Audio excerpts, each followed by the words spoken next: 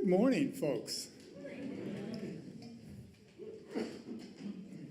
Let me welcome you to the Sunday service. It's January 28th here at the Unitarian Universalist Church of Tucson. My name is Bert Meek. I'm going to be your worship associate this morning. We have our settled minister, the Reverend Bethany Russell Lowell, is away from the pulpit just for today. She'll be back next Sunday. But in her place, we are most fortunate to have our beloved Pastor Jamili preaching this morning. Yay, hey, yes. She has a good fan base here. It's very nice, very nice. Now, when I finish this welcome, I'm going to toss a question out to all of you to discuss amongst yourselves, and so to give you a chance to think through what you might want to say to the person sitting next to you. Think about how you express your caring for someone that's important to you, other than using the spoken word. So be thinking about that. I'll remind you of that when I finish the welcome. So, several announcements. I'll put another plug in for the raffle a week from Saturday, so the time is getting short for you to buy your ticket. So that's important. The other thing for today, you'll see in the order service, Brian Moon was supposed to be directing our singing like he usually does. His little boy, Ben, is sick. So Brian is out, but we have very competent music leaders, Celeste Rogers and Tom Gregg, who is someplace. He will reappear before we start to sing. So they will help lead us in song today.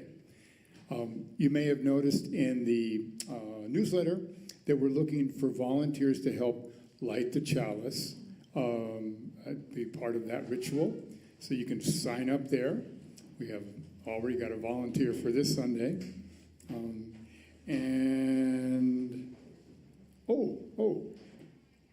Last Sunday, we made a large pot of coffee, decaffeinated coffee, and nobody drank it. So our kitchen crew would love to know, are there any decaffeinated coffee lovers in the house? I see one. Be brave. Raise your hand. Be brave. 2, 3, 4, 5. To the kitchen crew. 6, 7. Excellent. 8. Ooh, numbers are growing. That's good. 9.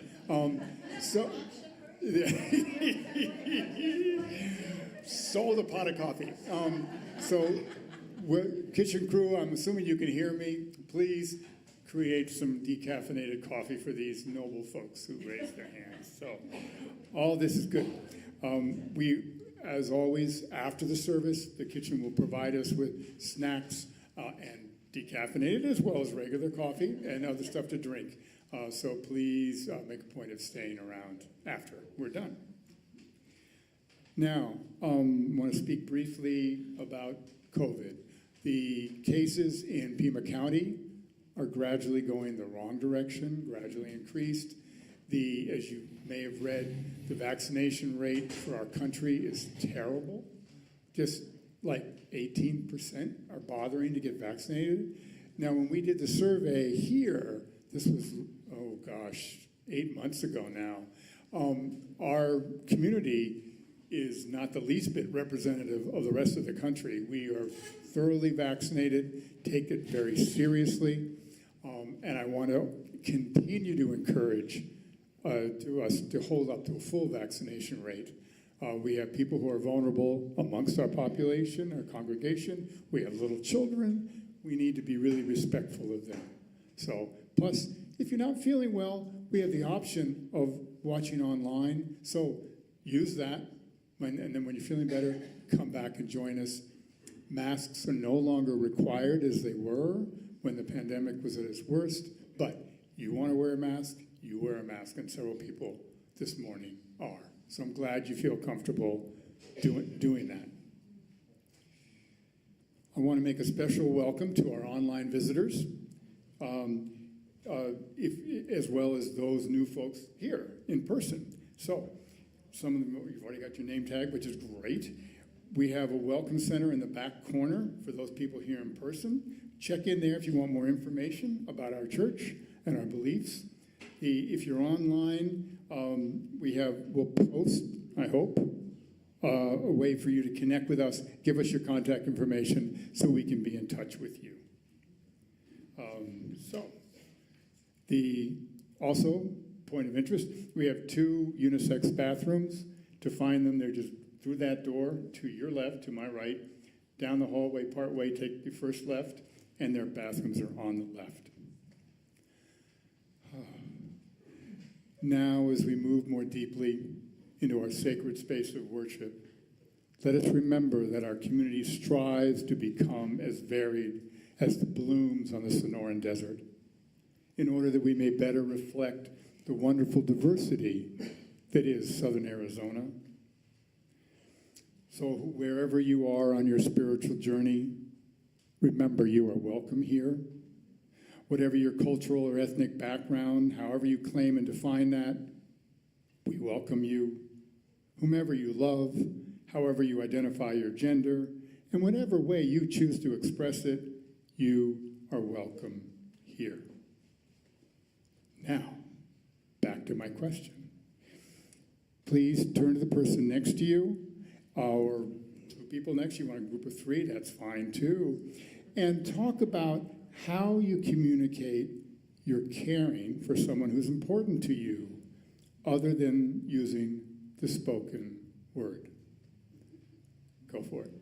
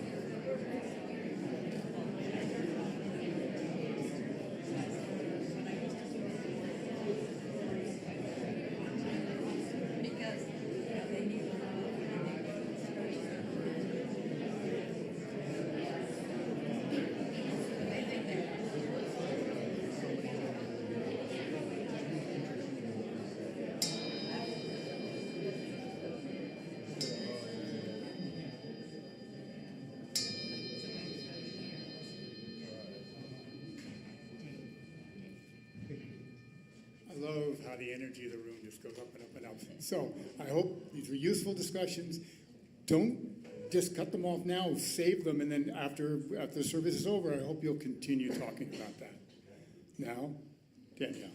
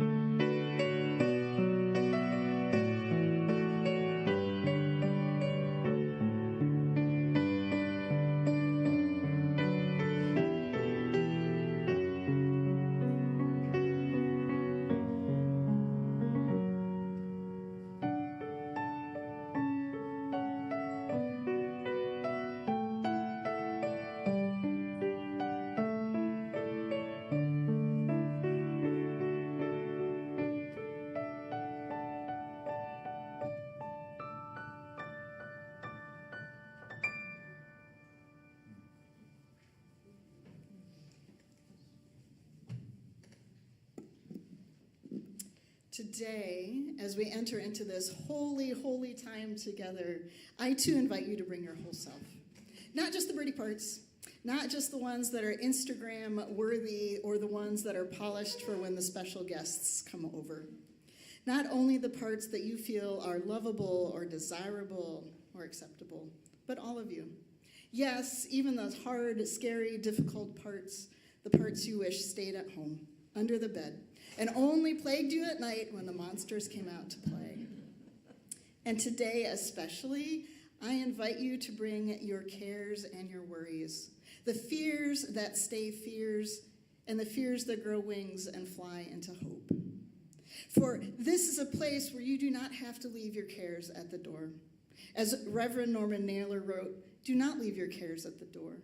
Do not leave there your pain, your sorrow, your joys. Bring them with you into this place of acceptance and forgiveness. Place them on the common altar of life and offer them the possibility of your worship. Then come and offer yourself to potential transformation by the creative process that flows through you and all of life. Come, let us worship together. Amidst the swirl of life's challenges, fears, and even moments of crisis, and make time to gaze at the night sky to see the vastness there. And to remember that this moment in time is but a flicker, not an inconsequential flicker, for what I do and think now does matter. My work, though, is to let the debris of the world pass by. Please join us in our chalice lighting as we say these words together. I anchor myself to what I know is true. Love, kindness, compassion, and caring for this precious life, this precious planet, and all that calls this place home. This is my North Star.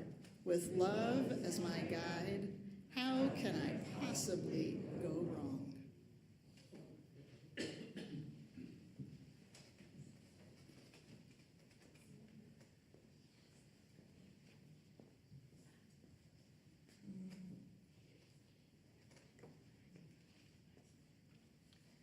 Please join us now in singing hymn number 1027, Cuando el Pobre. The first verse will be in Spanish, and then we will sing 3 verses in English, and the words will be projected. Up we go. Yes, please rise as you are willing and able.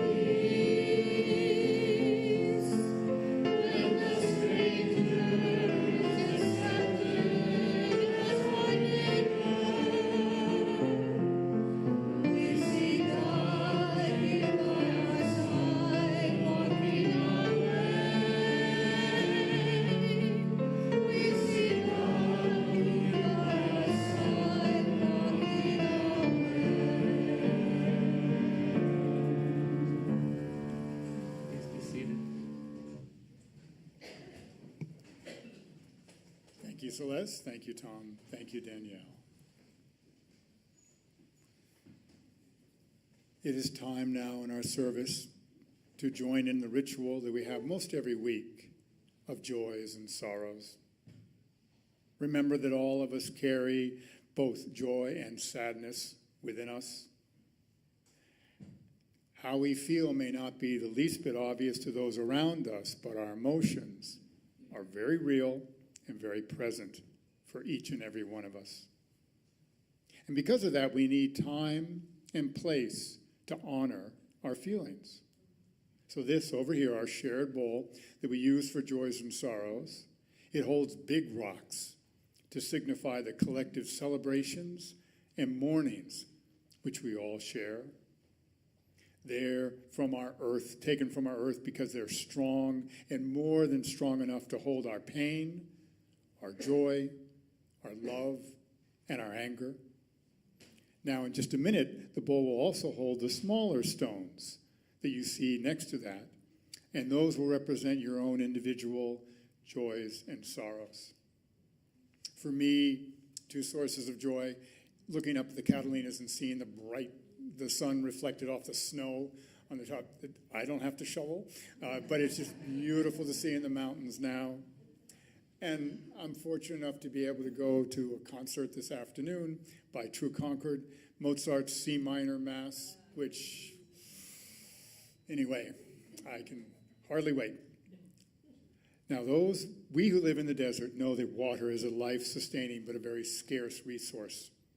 Now let's remember those walking through our desert right now who don't have access to this precious water. Because of that, we pour water from this jug to represent the jugs of water left by our ministry partner, No More Deaths, to help those coming into our country to hopefully survive the perilous journey. Note the decorations on the jug made by our children. No More Deaths also decorates their jugs of water to show that they are a gift to those crossing the desert. Let us also take a moment briefly to remember those desert people who came to this place long before any of us were here.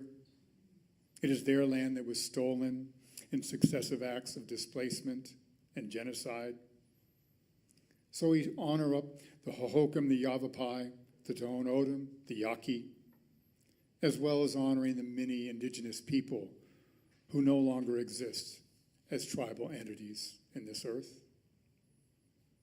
Now, for those of you who wish to share your joy or your sorrow with us online, you can go to Menti, and enter this code, 2312769. Those of you who are here in the sanctuary can also send your thoughts and feelings to Menti on your own smartphone, or if you're not comfortable doing that, turn to your neighbor. Use them as a resource. If they don't know what they're doing, then turn to the next neighbor. Or come up personally. Please come down the center aisle when I ask and place your stone in the water that will symbolize your joy or your sorrow. And then return to your seats along the side. Danielle.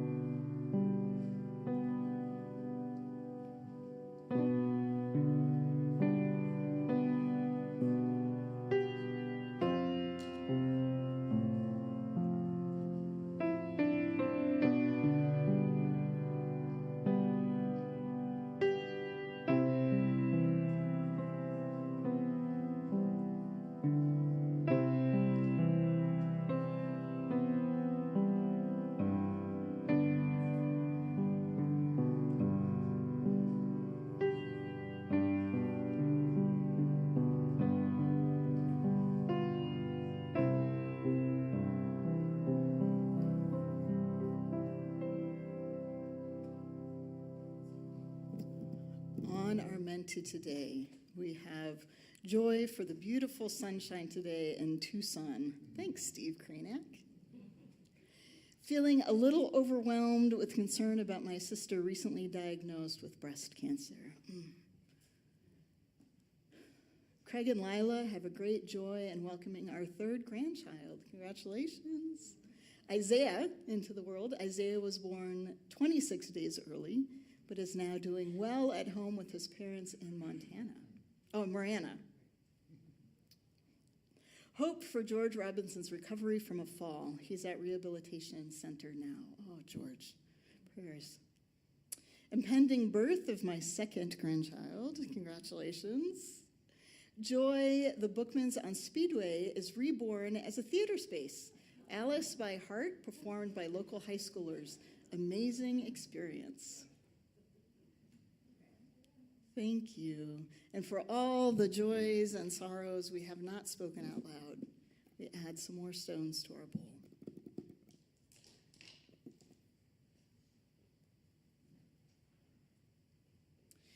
And remember, when the world goes mad, be wildly kind to everyone. Everyone, everyone, everyone. You can't control much, but you control how you treat others. In these breaking news, heartbreaking times when nothing feels certain, let your raw kindness be a certainty.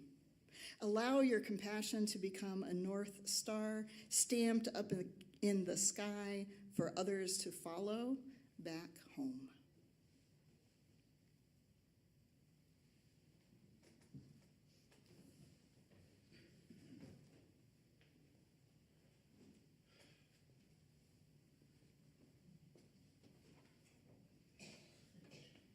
Our next hymn is number 317 in the gray hymnal, We Are Not Our Own. Please stand if you are willing and able.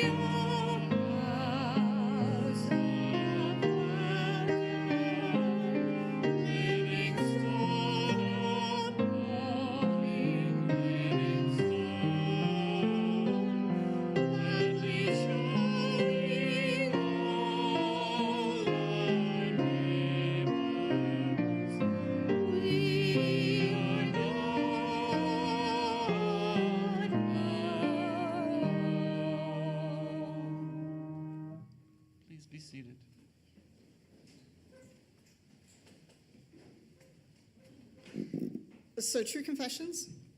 In November 2023, just a short, 3 months ago, I went to the U.S.-Mexico border for the very first time. I'd never been. Now, those of you that know my backstory know I grew up in mid-Michigan in the middle of the Lower Peninsula. I'm pointing at my hand right about where that is, right? Given the location and the time period at that time, it was not uncommon to go to Canada for a day trip or even a weekend. My high school band, in fact, went to a competition in Toronto. We were a gaggle of nerdy teens on a bus with a couple of parent chaperones. And we drove regularly across the bridge from Detroit into Windsor to go to shopping or go to a theme park over there. Some of you are nodding.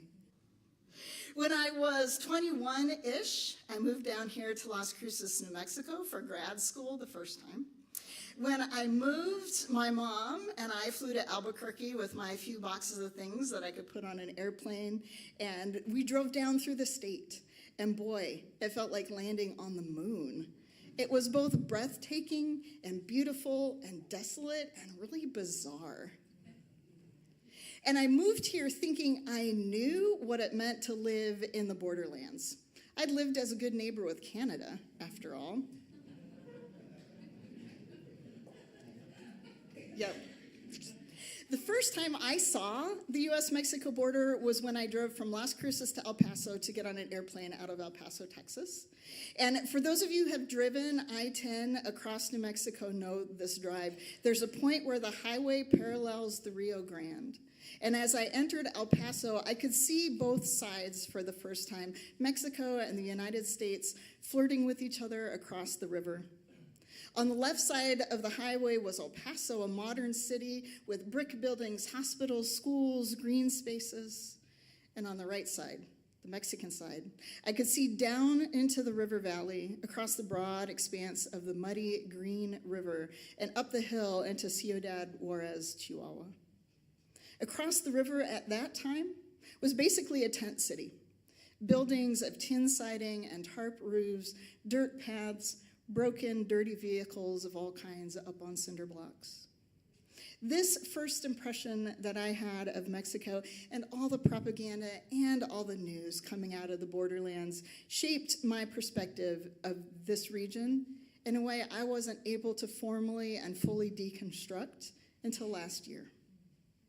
In November, I had the honor of joining a delegation with Borderlinks, a nonprofit organization located here in Tucson that aims to educate individuals through interactive experiences, and boy, was it interactive. They write on the website that the reality of life on the borderlands is much more complex and unjust than most people realize. So we partnered with UU Justice Arizona and the Baja 4, Borderlinks, and the UU College of Social Justice to explore the possibilities for re-energizing our statewide border work as UUs. It's an area that many of our congregations are passionate about, but not active around. So some photos up here on the screen. We hiked up this trail that's here up to one of the watchtowers out in the desert. And on the day we were there, we did not see any people walking through the desert, but our very capable leader, Rand Manning, said that they frequently encounter people walking through. We walked up past the surveillance towers, and then we got back in our vehicles. There should be another slide here. And we stopped at the border in Nogales. And I touched it. It is real. It is there. And one of the significant moments, we stood here at the wall looking at, on the U.S. side, looking at this. There's some colorful ribbons here on the metal border wall that's a monument, a memorial to somebody who was killed there. And one of the significant moments came when we were standing here at the wall and we looked down the street on the American side, a little ways down, and we heard some voices, and one was a small child, toddler, 2-3 years old.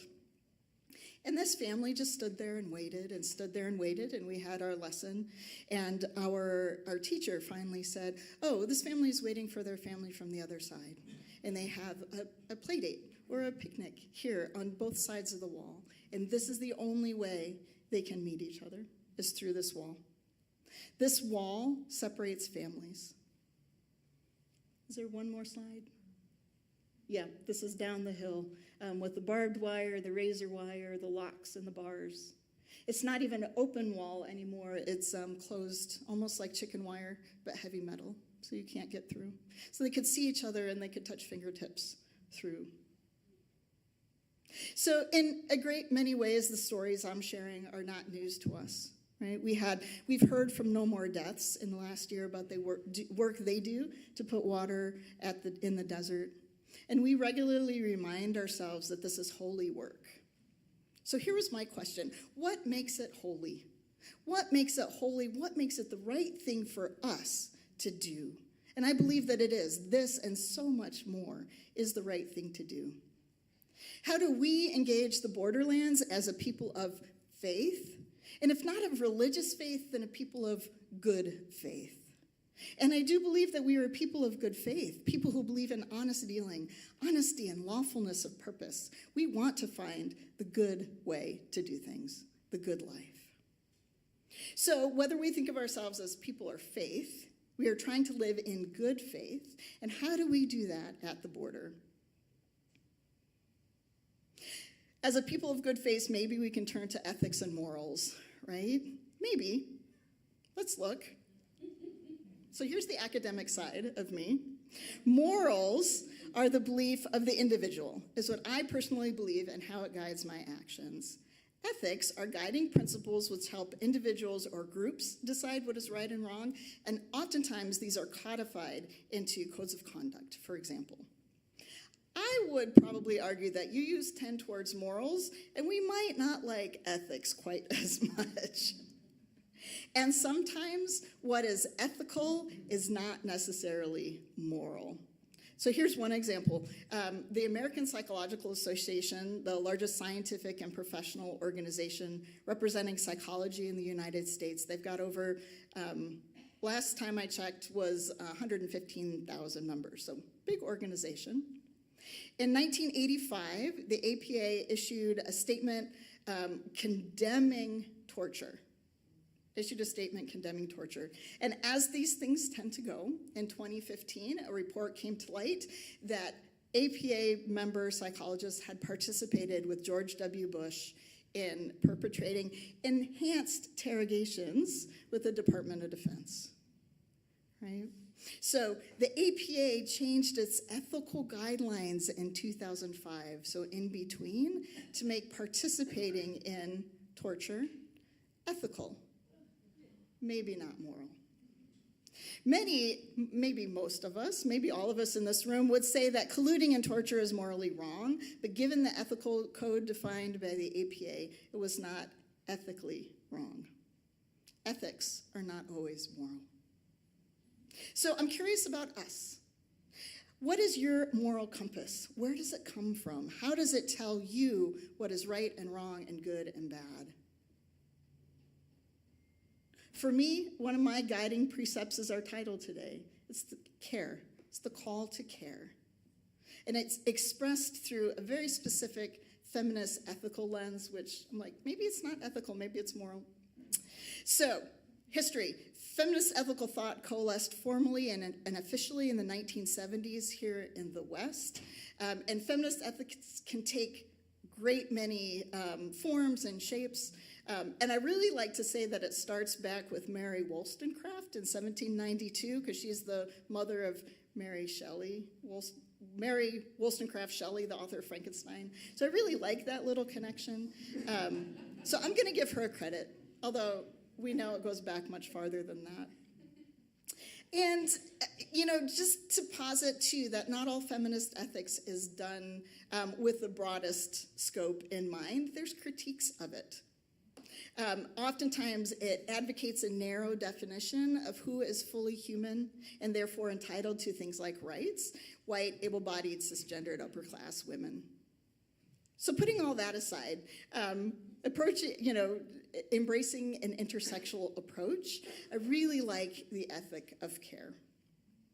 It comes out of the work of Carol Gillian and others who railed against theories of moral development which did not take into account the experiences of people assigned female at birth. That people who are raised female are often accused of being stuck at an interpersonal stage short of moral development. So girls and women are not fully moral people. And she said, no, I don't think that's right. So where we come out is that there are two big philosophies of ethical and moral development. One is that separation and individuation, valuing autonomy, rights, disconnection from others, and independence, is an ethic of justice. Down the spectrum, because I'm not sure that these are separate things, there is an ethic of care, which values intimacy, responsibility, relationships, and caring for others. The ethic of care. And over time, this has become refined, and ethicist Joan Toronto describes care, this ethic of caring for others, as having 4 phases. The first one is caring about. We have to pay attention. What out there is there to care about? Then we think about caring for. What am I personally going to care for? What hands-on work will I do to care for and for whom? Then we get to caregiving. That's the interaction between 2 people or 2 entities or a person and an entity of giving care to that other. And if there's someone giving care, there's also someone receiving care. So the idea of care receiving is that, again, this is reciprocal, right? Foundation in relationships. How do I relate to you and care for you, and how do you care for me? Sounds very you, huh? So here's the question for you that I'd like to invite you to take away. What do you care about? What do you care for? How do you give care? And how do you receive care? I would even go so far as to say that our roots in universalism require us to prioritize care as a moral imperative. Nancy MacDonald Ladd argues for this in her book, After the Good News. She says it this way: if God's name is love, then God compels us to resist the fall to sinful violence by pushing back with muscular resolve against the social structures that confine our capacity to care. A universalist God for a tragic era is not a gauzy, hymn-singing force of personal devotion, but a fierce and compelling power that grips us by the collar amid our rebellious descent and calls us to choose the will to mutuality. Over and over again, even when that choice is so risky, it could utterly remake us. A universal love without any promise of life after death requires we create the most just world we can here and now. That call is inherently care-filled. Care is inherently a call to justice. Care drives us, pulls us, implores us towards working for a just world. Toronto even says that when our public values and priorities reflect the role that care actually plays in our lives, our world will be organized quite differently. And we feel this as Unitarian Universalists. A lot of us come to Unitarian Universalism because we met somebody at a rally or a protest, or we met somebody in the bank line who said, "You should come. I think you would get a lot out of this." Because we care deeply. And I know you've met people that don't care. When we ask them to engage in the real matters of the world, they don't care. When we lose care, we lose our humanity. We lose sight of the humanity of others around us. And we know that this is going to be critically important this year because I'm not sure we've all realized it yet. This is an election year. Yep, it sure is. And one of our national political parties is dragging its feet on immigration reform now because they intend to use it as a talking point and a wedge to drive people further apart when the campaign actually begins in earnest. We know immigration and the call to care for our immigrant neighbors will be weaponized, and those of us with a heart of care will be demonized.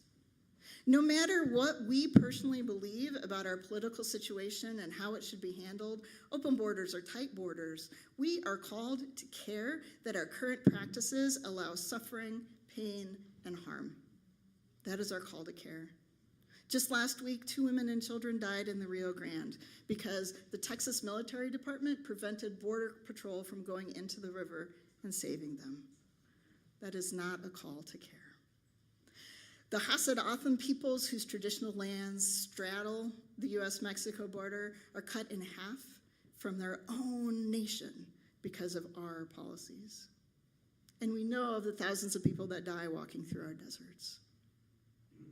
This harm will reverberate far into the future by these practices and policies. And we know this year is going to be a difficult one. We will have to care a whole awfully lot not to be lulled into apathy or overwhelm. So how do we face this? Well, we must remember to stay kind, stay loving, to care for each other, to care for each other. We can pick what we care about and who we offer care for. Animals, that's your thing, great. Immigration reform, super. Bringing meals to your neighbor, sign me up. Through it all, we cannot forget to care for each other and to receive care from each other. So these are difficult times. Care can help us remember our humanity and the humanity of those out there, the ones we agree with and the ones we don't. So, will you help me remember if I forget?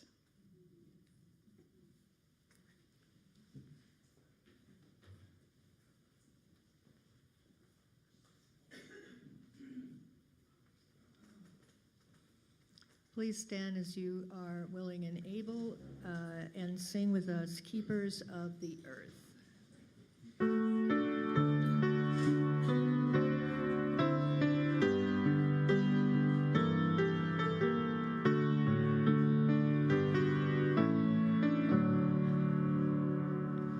We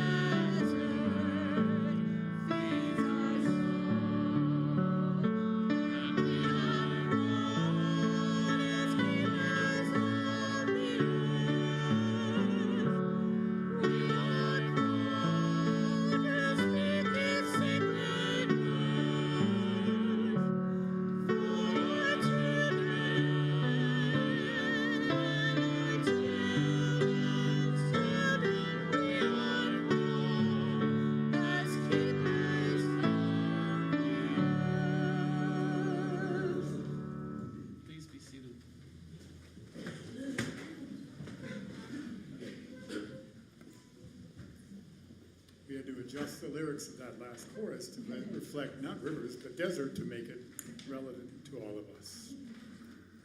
So, it's time for our offering. However you participated in today's service, remember that our congregation depends on you for your love, your time, your effort, and your financial support. For those of you here in person, the ushers in just a minute will be passing around the collection baskets in amongst you. For those of you watching us from afar, you can send a check to our church office. You can give online at uuctucson.org/donate, or you can text this number, 833-361-5796. So please, let us give now freely and generously an offering that will sustain and strengthen our shared religious community. For this is a community of hope, of memory, of faith, and of love. We are keepers of the flame, and that flame burns for justice. It burns for a dream of a beloved and radically welcoming community. It burns for ethical and moral behavior, and it burns for our vision of a world made whole. Danielle.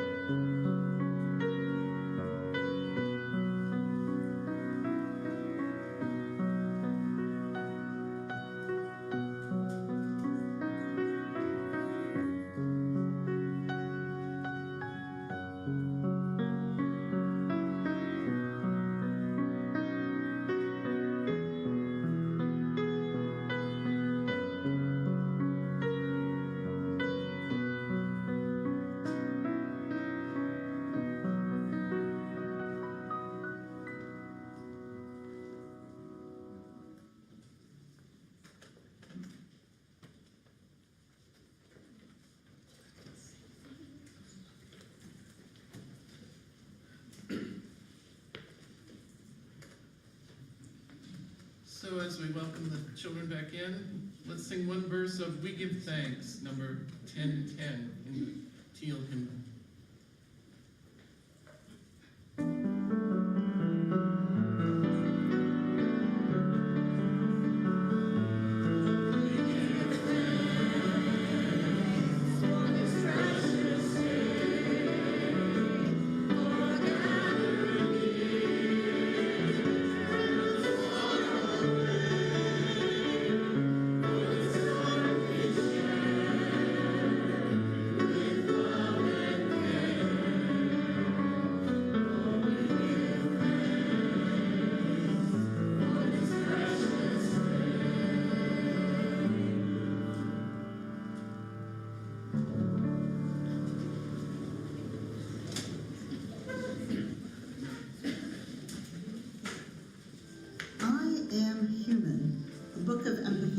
By Susan Verde, art by Peter Reynolds.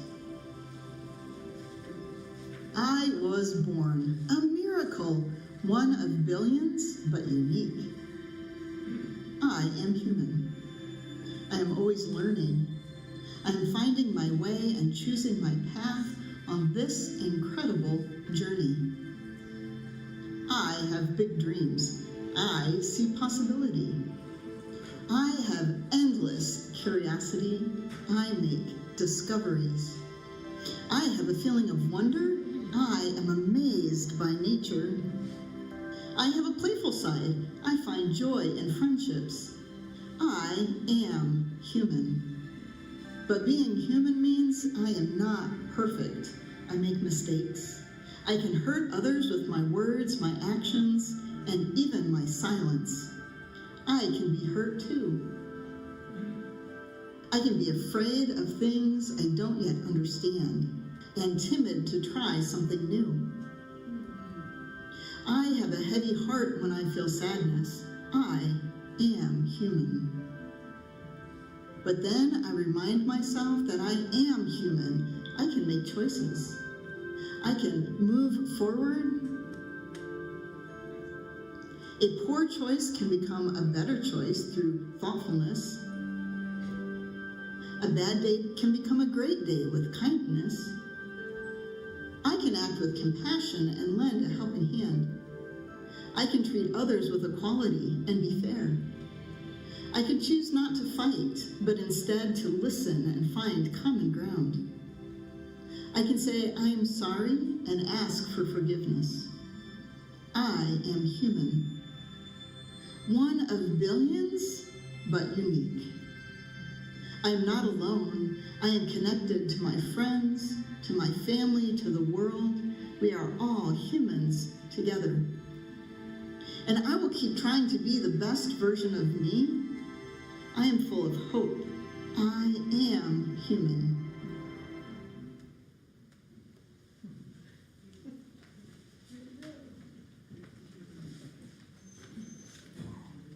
Thank you, Jamili, for that wonderful story. And please rise in body or spirit and join us in our final hymn, number 167 in the Great Hymnal. And we're going to sing it through 3 times because it's short.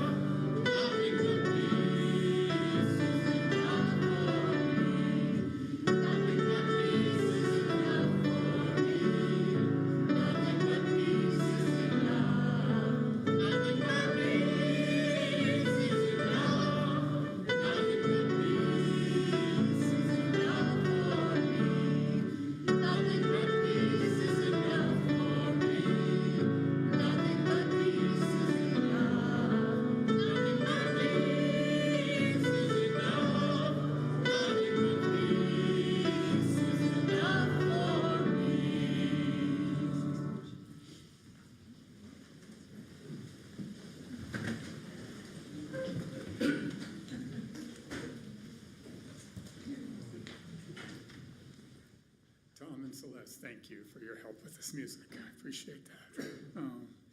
It's time now, both here in our sanctuary and at home, to extinguish the chalice light. Let's read together, as you prepare to leave this sacred space, written by Andrew Pakula.